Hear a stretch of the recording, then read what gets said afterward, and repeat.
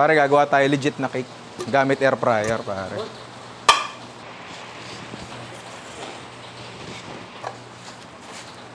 Shoot, pare. Mas patagal pa tong papel na to kaysa doon sa cake mismo. Lalagay tayo ng mantika dito. Again, hindi para hindi dumikit, kundi para dumikit. Hindi para hindi dumikit, kundi para dumikit. Hindi para hindi dumikit, kundi para dumikit. Hindi para hindi dumikit, kundi para dumikit. Hindi para hindi dumikit, kundi para dumikit. Hindi para hindi dumikit kasi ginagamit karaniwan ng mantika para hindi dumikit. Pero sa pagkakataon na to, gagamitin natin ng mantika para dumikit, hindi para hindi dumikit. Mayroong mas madikit pa dito. Ano? Bulkasil. Bulkasil, baka naman. Meron tayo dito dalawang pancake mix. Tayo gumawa niyan. Yung nandun sa pancake mix episode natin. Kung ayaw nyo naman gumawa ng pancake mix, hindi wag. Bilhin na lang kayo. Wala namang problema doon. Gagana pa rin yan. Siguro about 1.5 cups to, pero hindi naman nagmamatter yan. Lagyan natin ng tig-isang itlog para dalawa. Tapos, lalagyan natin ng gatas, tansya-tansya lang, para makuha natin hinahanap natin consistency. Bago natin haluin, yung isa lalagyan natin ng cocoa powder. Kasi yung isang layer chocolate, yung isang layer hindi chocolate. Para iba yung kulay niya, parang kita. Yung ganun. Nararamdaman ko na malapot siya masyado. Gatasan natin. Medyo lumpy, okay lang yan. Walang problema doon. Kesa ma-overmix yung natin, butter natin. Tapos sa isa naman, ayan. Salang na natin to. Sa mga nagtatanong, buo pa rin siya, baloktot nga lang. Mas okay nga yung pag baloktot eh. Handa na natin air fryer natin, preheat na natin to 180 or 200 kahit ano, walang problema yon. Ito na ang ating bilog. Lagyan natin ng konti nitong chocolate pancake natin. Tapos igaganyan-ganyan natin. Yan. Hanggang makover yung pinakailalim. Yan. Okay na siya. Ano yung air fryer nyo. Lagay nyo sa loob. Tapos pasok nyo hanggang maluto. Di ko alam. Check nyo na lang. Hindi naman siguro mahirap. Mahirap ba yan? Oo. Talaga? Oo. Oh. Cut mo na. That may joke yun. Nakalimutan ko eh. Check nyo lang every now and then. Kita mo, luto na siya pare, oh. Ayun. Diba? Aray. Sakit? May cake. Lalagyan lang uli natin ng yung puti naman, para salit-salit ba? Bumaba ka ron. Sakupin mo lahat. Yan, okay. Tapos salang lang uli natin. Tapos basically, pauulit-ulitin lang natin yon hanggang matapos. Tapos? Cake na yan. Yun na yan? Oh. Gawa tayo, icing. I see. Oh. Gusto mo yan? Oh. Cut mo na, may plema ako. Pare, oh. Kasi medyo dumaplis nga lang. Pero okay lang. Hindi naman ako perfectong tao. Okay. So, huling beses ko na ipapakita to, tatapusin lang namin kasi paulit-ulit na lang to eh. Lalagay tayo ng chocolate naman dyan. Tapos kalat-kalat mo dyan. Takupin. Sakupin mo lahat. Tapos lulutuin lang natin siya uli. Parang bibingka, pre. Ang heat source natin nasa taas. Ay puta, pwede pala tayo magbibingka, no? Ayaw nga, no? No? Oo. Talaga? Oo. Gusto mo? Siyempre. Pag-iisipan ko, cut mo na. Pare, after maraming layers, eto na siya. Yan. Medyo hilaw pa. Pero sasalang na lang uli namin yan. Yan, okay na siya. So, ang gagawin na lang natin dito, palalamigin natin to. Ito medyo may problema yan, kinain yung papel ng konti. Issue yan kasi yung hangin na air fryer pababa. So, yung papel na nakadikit sa gilid, tumitiklop. Oo, hangin. Ganun yun. Ganun. Ngayon, kung meron kayong oven na may heating element sa taas, yun yung gamitin nyo. Same na same. So, palalamigin natin to, tapos gagawa na tayo ng ganache, which is yung parang parang icing ba? I-rep natin to para lumamig agad. May bisita pala tayo dito. Ayan. Tapos, kung merong buga, yung rep nyo sa taas, doon nyo ilagay. Sa pinaka-taas. Para tutok na tutok yung lamig. Oh. Para malamig pa sa walang reply ng 3 araw. Okay na yan. Papakit ng dalawa dito. Meron tayong dalawang klaseng tsokolate dito. Isang white, isang dark. Binasag ko na kasi yun din naman yung gagawin natin. Lagyan natin dyan. Di ko alam gaano karami. Tansyahin nyo na lang din. Parang pwede kong panligo to, para.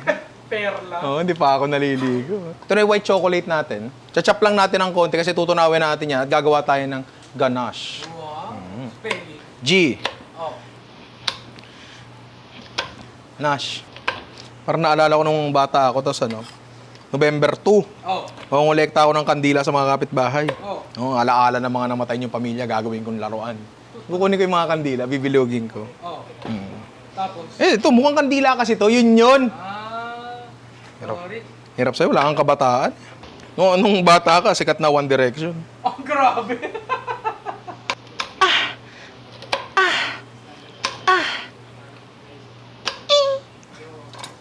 Ba't pa iba-iba?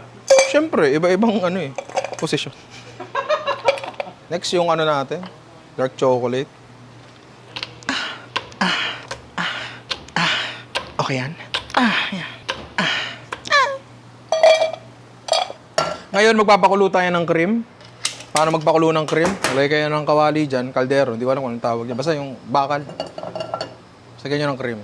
Kung gaano karami, better na magpasobra na ng konti. Kasi mahirap maghabol. From experience, speaking from experience, mahirap talaga. Oo. It's a good idea na habang hinihintay nyo kumulo, kinakayod-kayod nyo yung ilalim gamit ang rubber spatula, pati yung gilid. Kasi masusunog yan. Gusto nyo ba na sunog na cream? Ayaw. Oh, yun. Ayan, medyo kumukulo na yung cream natin. Huwag yung sagad na kulo kasi mag-curdle yan. Ayan, kumukulo na siya. So, ilalagay na natin yung direkta sa mga tsokolate natin. Hindi ko alam kung gaano karami kasi nakadepende talaga yun sa brand ng tsokolate na gagamitin nyo. Pero, lagyan nyo ng... Hindi naman masyado mahigpit to sa consistency. Ganyan ang ganyan. Usually 1:1. Pero depende kasi talaga eh. So, yung init ng cream natin na magtutunaw doon sa mga natin, tsokolate natin. Tapos, alugin nyo ng konti para ma-distribute na maayos yung mainit na cream. Ito din. Tapos, hayaan lang natin ang ganito to for at least 1 minute siguro para kumain yung init. Tapos, saka natin nahaluin. Haluin na natin. Sana hindi siya mag-seize kasi pag nag-seize siya, ulit tayo. Yun. Mukha namang walang seizing na nagaganap. Yan. Meron kayong makikita mga ilang pambuo dyan. Malulusaw yan kasi mainit pa naman yung ganache natin. Haluin nyo lang ng haluin. Kaya ma-pressure, cream tsaka tsokolate lang yan. Very, very basic. Tapos yung sa white naman natin. Ganun lang din. Ayan, mukha namang walang seizing na nagaganap. Bawal palang malagyan to kahit isang patak ng tubig kasi wala, magsisiz yan. Ngayon, kung talagang hindi na malulusaw yung mga tsokolate na nandyan, pwede nyo naman tanggalin. Yan, ayan, tulad yan, ang laki nyan. Tanggalin nyo. Ayan. Tapos tapon nyo. Ayos yung pagtapon mo. Nakasarap pala. Yung cake natin, medyo hindi pala siya bilog. Parang flower siya. Okay lang, mahilig naman ako sa flower eh. Ayan yung mga layers, kita. Ganda. Diba? Diba? Ayan, no? Tapos babalatan natin yung papel. Ah! Ah! Ah! Ah! Mas ang ganda, oh. Hindi pantay. Ito yung white chocolate natin na may mga buo-buo pa rin. Pero don't worry, yung mga buo-buo na yan, malalaglag yan. Diba? Tsaka niref namin siya saglit para makuha lang yung consistency na gusto namin. Pag niref mo yan ng todo, ano yan, titigas yan. Iba gusto yun, pero ako yoko yun. So, ilalagay natin yan sa taas. Simula tayo sa taas. Ito yung parang pinaka-primer natin. Tapos, isuggest nyo lang na gumilid siya para bumuhos-buhos siya dun sa... Yan. Tapos, let gravity do the work. Kung gusto nyo naman talagang totally ma-coat siya ng ganyan, wala namang problema dun. Pero para sa akin, may... there is beauty in imperfection. Di ba, pare? Sinasabi ng pangit yun eh. Kaya sinasabi ko yun eh. Ito na nga yung cake natin na medyo malamig na. Medyo nag-set na ng konti yan pero hindi pa totally. So maglalagay ngayon tayo dito nung natin. Chocolate ganache natin.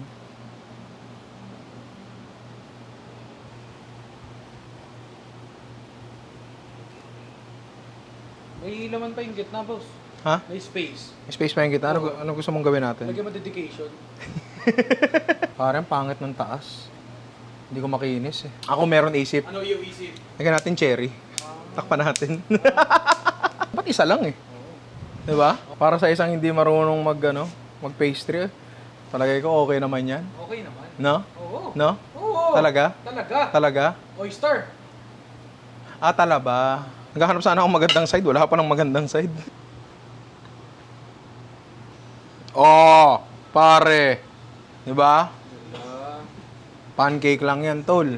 Di ba? Parang kung di pantay hiwa ko. Kasalanan ng cherry yun. Oo, di ba? Tumayo. Madali talaga magpatayo eh. Kunin natin to kasi tayo yung gahama na bisita. As air fryer lang. Pwede rin gamitin ng turbo to, pwedeng gamitin ng oven. Hindi ko may oven naman kayo, gawa na lang kayo normal na cake. Diba? Pero kasi sa totoo lang mas mabilis to. Kasi hindi nyo na, una, ang bilis niluto, parang mga nasa 30 minutes lang. Pangalawa, hindi mo siya kailangan palamigin. Kasi yung cake, kailangan mong palamigin muna na maayos. Ito, saglit lang pinalamig kasi layer by layer lang natin niluto. Oops. Uy.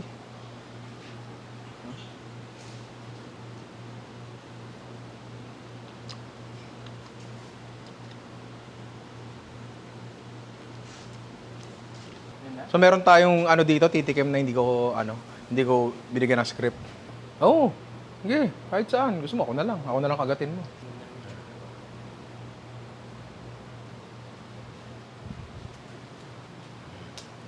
utang inang sarap. Masarap. Dito to yun. Okay lang naman.